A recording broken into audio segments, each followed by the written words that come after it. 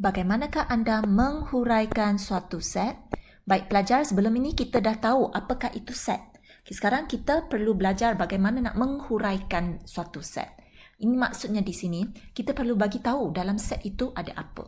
Okay, apa yang terkandung dalam set itu, kita kena huraikan. Okay, so sebelum tu, jom kita baca standard pembelajaran.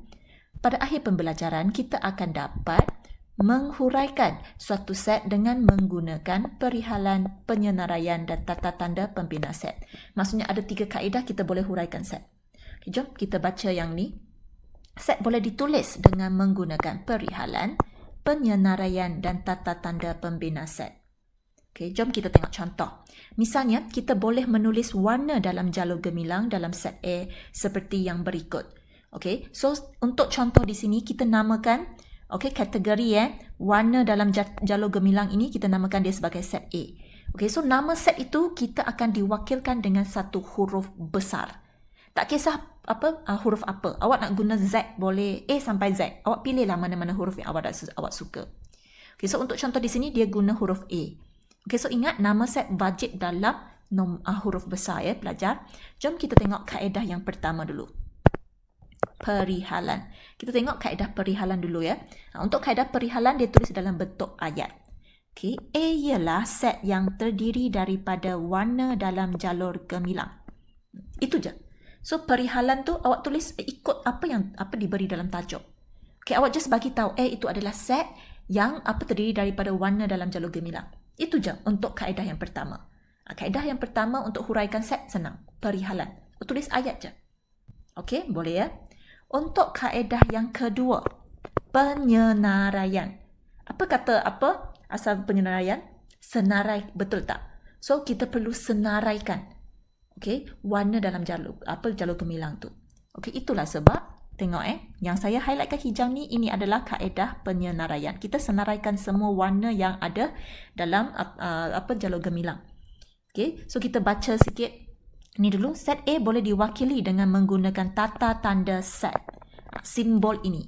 Saya guna warna merah, boleh nampak So, tata tanda set ini, kita akan buat macam ni. Awak kena praktis pelajar, ada masa free tu awak praktis nak buat yang ni.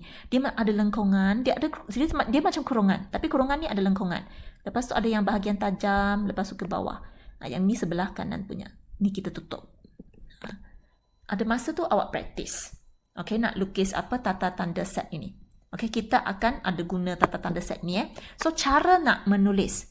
First, kita tulis nama set dulu, iaitu A, huruf besar Tulis sama dengan. Lepas tu, kita ada tata tanda set. Pada awal dengan yang akhir, macam kurungan. Kita anggap dia tu macam kurungan. Okay, kita buka kurungan. So, kita buka tata tanda set ini. Lepas tu, semua warna yang ada dalam jalur gemilang kita tulis. Di sini kita nampak ada merah, ada putih, ada biru, ada kuning. So, ada 4 warna. So, awak tulis je. Merah, putih, biru, kuning. Okay, so setiap unsur dalam set ini dipisahkan dengan koma.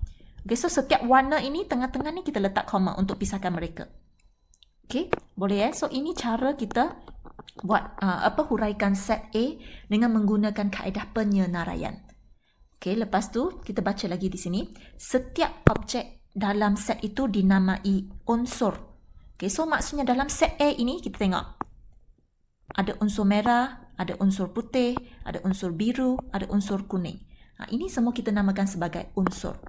Okey, so sekali lagi contohnya dalam pencil box awak. Pencil box awak ada pen, ada pensel, ada madam, ada pembaris. Betul tak? So, semua ini adalah unsur bagi pencil box awak. Unsur dalam pencil box awak ada apa? Awak terangkan je. Ada pen, pensel, pembaris, lepas tu ada pensel, mechanical pencil, ada apa lagi dalam awak punya pencil box? Liquid paper. Macam itulah. Okey, itu namanya sebagai unsur. Okey, bagi lagi satu contoh. Katakan dalam almari baju awak. Okey, apakah unsur yang ada dalam almari baju awak? Ada t-shirt, ada baju sekolah, ada seluar panjang, ada seluar pendek, macam tu. Okey, so dah faham apa konsep unsur ni? Okey, boleh So, ini adalah kaedah yang kedua, penyenaraian. Kita senaraikan semua unsur yang ada dalam warna yang ada pada warna dalam jadual gemilang. Okey, boleh ya? Jom kita tengok kaedah yang ketiga, iaitu tata tanda pembina set. Okey, cara nak menulis yang ini. Dia lebih kurang sama dengan kaedah yang kedua ya. Dia macam dengan kaedah kedua ni lebih kurang sama. Apa yang bezanya di sini? Okey, yang dalam kaedah kedua tu, dalam tu semua unsur. Okey, unsur dalam bagi warna dalam jalur gemilang. Okay, tetapi untuk kaedah ketiga, dia just tulis ayat je. Okey, X ini semua adalah unsur. Okey, ini adalah X1, ini X2, X3, X4. Okey, so X tu sebenarnya adalah unsur. Okey, so X itu kita boleh tulis macam ni ya. X ialah warna dalam jalur gemilang. Okey, boleh belajar. Kita tulis ayat. Untuk kaedah ketiga dengan kaedah satu, okey, dia tulis dalam bentuk ayat. Just kaedah ketiga tu dia ada tata tanda set. Okey, sebenarnya kalau kita tengok betul-betul kaedah ketiga ni kan, dia macam gabungan kaedah satu dengan kaedah dua. Kaedah satu dalam bentuk ayat. Kaedah dua dia dalam bentuk disenaraikan unsur. Ada tata tanda set. So, kaedah ketiga ni ada tata tanda set. Dia macam kaedah dua. Dengan ayat, dia macam kaedah satu. Dia macam gabungan kedua-dua kaedah ni. Okay, so boleh sekarang ketiga-tiga jenis ketiga-tiga kaedah untuk kita menghuraikan suatu set, kita dah tahu. Okay, bagi sesiapa yang masih kurang faham, tidak apa. Jom kita tengok contoh. Nanti awak akan faham. Okay, kita tengok contoh satu. Huraikan setiap yang berikut dalam set dengan menggunakan perihalan, penyenaraian dan tata tanda pembina set. Okay, so A dengan B, setiap satu soalan ini kita perlu buat tiga kaedah ni ya. Okay, so jom kita tengok kaedah. Kita tengok soalan A dulu. Huruf dalam perkataan Malaysia.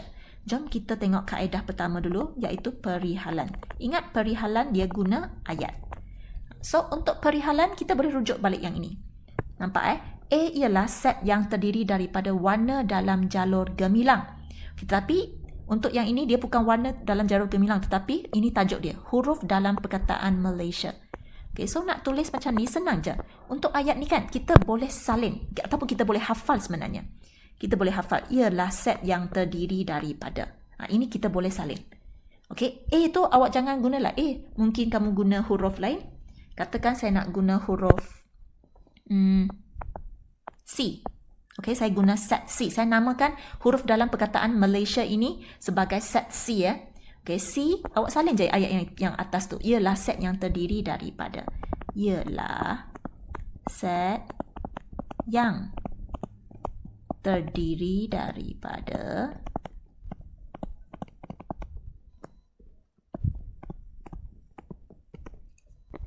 Lepas tu awak salin je soalan ni. Huruf dalam perkataan Malaysia.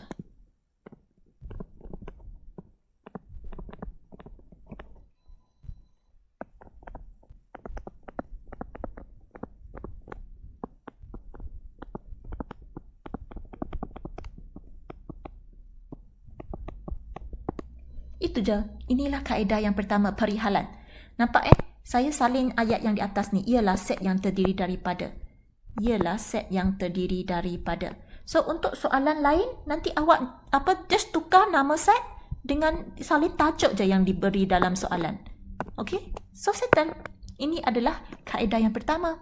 Okay, iaitu perihalan. Habis. Okay, so untuk kaedah yang kedua, penyenaraian.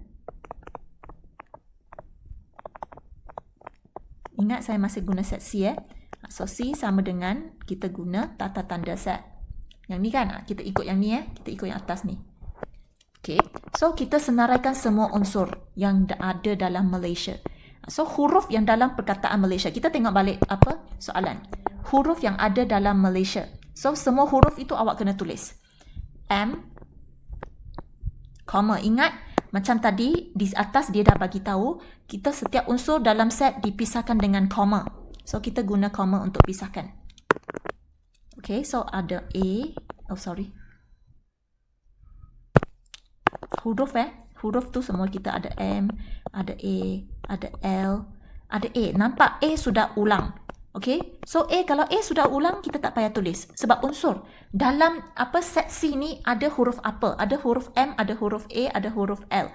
So, kalau A sudah ulang, tak payah. Sebab dalam ni memang sudah ada A. Nampak tak di sini? Okay, kalau unsur yang ulang, tak payah tulis.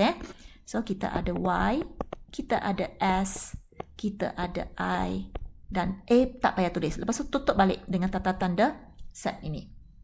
Okay, saya ulang sekali lagi.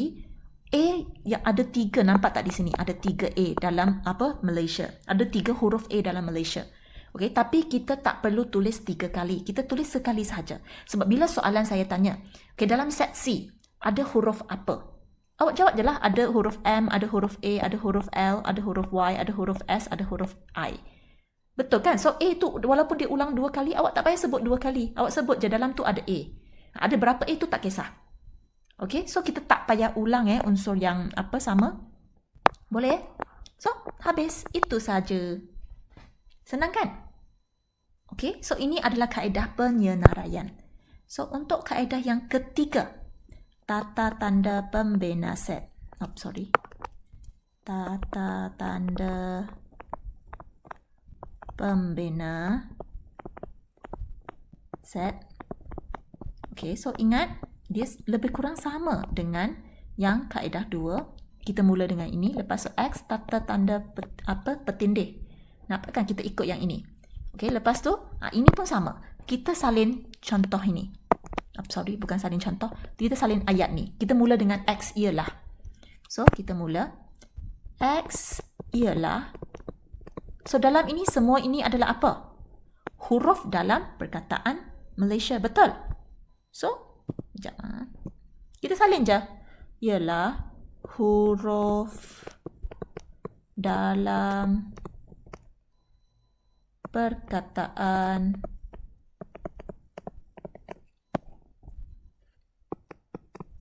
Malaysia.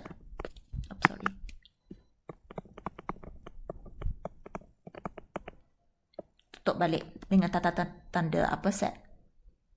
Nampak? Ini cara kita buat. Boleh? So, 3 cara ni dah habis. So, ini kita salin je. Ingat. Kita salin macam yang atas tadi ajar.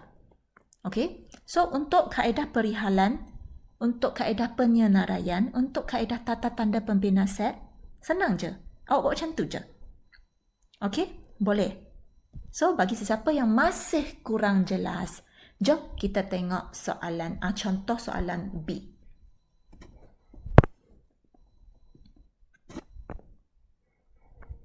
Kita tengok sama-sama. Okay, nombor ganjil yang kurang daripada 20. So, untuk yang ini pun sama. Kita buat 3 kaedah ni. Kita buat perihalan dulu. Okay, sekarang kita pilih pula huruf lain. Katakan saya nak guna huruf J. Okay. So, nombor ganjil yang kurang daripada 20, awak tulis je J ialah set yang terdiri daripada, awak salin je ayat ini. Lepas tu tukar je dengan tajuk yang awak ada. Okay, nombor ganjil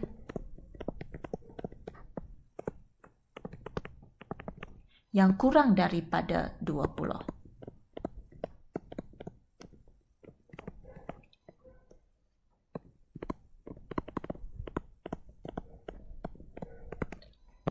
Okay, so nampak?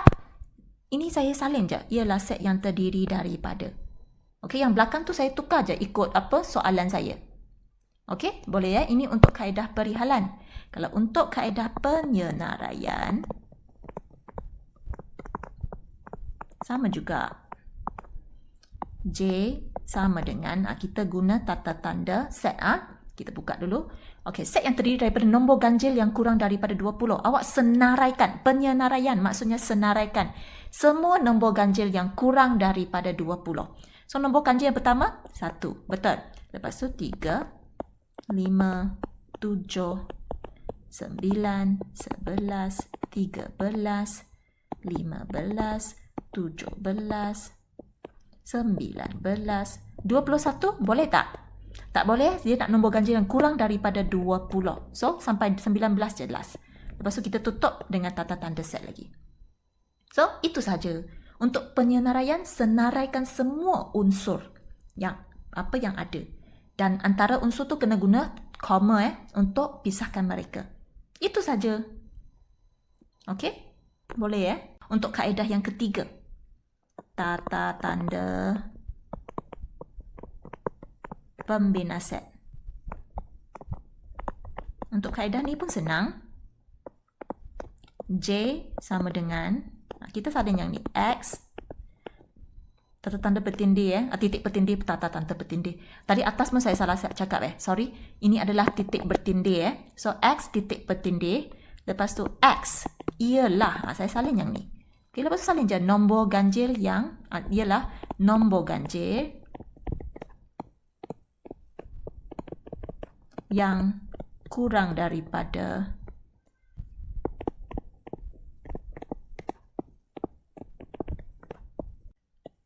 lepas tu tutup dengan tata tanda set.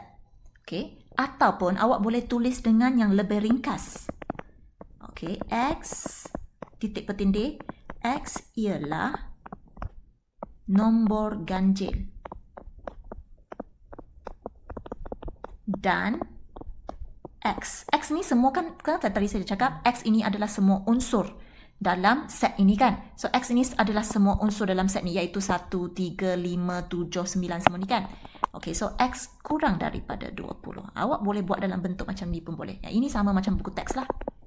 Awak tulis yang mana-mana lah yang awak rasa lebih sesuai. Okay, bagi saya kalau boleh nak tulis yang pendek. Okay, tapi sesiapa yang kalau kurang mahir dengan ketaksamaan ini, okay, baik awak tulis dalam bentuk ayat. Tak salah. Okey, boleh belajar? Itu sahaja sebenarnya. Seterusnya, jom kita tengok yang ini. Set kosong. Apakah yang dimaksudkan dengan set kosong? Jom kita tengok situasi di bawah ni. Namakan bulan yang mempunyai 32 hari. Okey, so pelajar perempuan Melayu ni dia tanya soalan ni. Okey, lepas tu kawan dia jawab pula, tiada bulan yang mempunyai 32 hari. Okey, so jika M mewakili set bulan yang mempunyai 32 hari, maka set M tidak, nampak tak di sini, tidak mengandungi sebarang unsur sebab tak ada bulan yang mempunyai 32 hari kan. Okey, so dan dinamai set kosong. Okey, set kosong boleh diwakili oleh simbol dua-dua ni. Jom kita tengok kedua-dua simbol ni. Ini apa nama dia? Okay, jom kita baca yang tepi ni Set kosong juga disebut sebagai set nol. Okay, so simbol ini kita boleh disebut sebagai phi. Okay, so awak boleh tulis dalam dua bentuk. Sama ada awak boleh tulis M sama dengan phi. Okay, ataupun M sama dengan set kosong. Ada dua cara awak boleh tulis. Okay, so macam mana nak tulis phi ni? Awak buat satu kosong, lepas tu awak buat satu macam slash. Okey, kalau untuk set kosong awak buat tata tanda set, lepas tu tengah tu yang sepatutnya tulis unsur kan, yang ada koma-koma tu kan, awak tinggalkan kosong je macam ni je. Ini kita namakan sebagai set kosong. Okey, so boleh tulis dengan dua ni lah, sama ada tulis phi, okey, ataupun awak tulis awak just buat dua tata tanda set, lepas tu tengah-tengah tu biar dia kosong. Itu je. Okay, mungkin kamu akan tanya, cikgu, tata tanda set tu kena jarak berapa? Janganlah tulis sampai macam ni. Okay, so awak tulis je agak-agak biar tengah ni ada satu, boleh tulis satu huruf ke. Okay, so jangan rapat macam ni pelajar. Okay, biar di tengah-tengah tu ada sikit jarak. Okay, so itu cara kita tulis set kosong. Okay, so kita boleh namakan set kosong ataupun set nol lah. Okay, tapi ini simbol kita namakan, simbol ini kita namakan sebagai phi. Okay, boleh So, dengan itu, saya harap korang boleh cuba menjawab latih diri 11.1b pada muka surat 250 dalam buku teks awak. Okay, so untuk yang ini, soalan satu tadi saya dah terangkan dah. Ketiga-tiga cara ni. Kaedah untuk huraikan setiap satu set tu. Okay, kita ada guna tiga kaedah. Perihalan, penyenaraian dan tata tanda pembina set. Okay, so untuk soalan A, awak kena jawab jawab menggunakan ketiga-tiga kaedah ini. Untuk soalan B pun sama. Awak kena jawab menggunakan ketiga-tiga kaedah yang di atas tu. Okey, awak boleh rujuk yang tadi saya terangkan. Yang di awal video ni. Guna ketiga-tiga kaedah ni. Okey, boleh Okey, lepas tu untuk soalan 2, senang je awak jawab benar atau palsu. Itu sahaja. Selamat menjawab.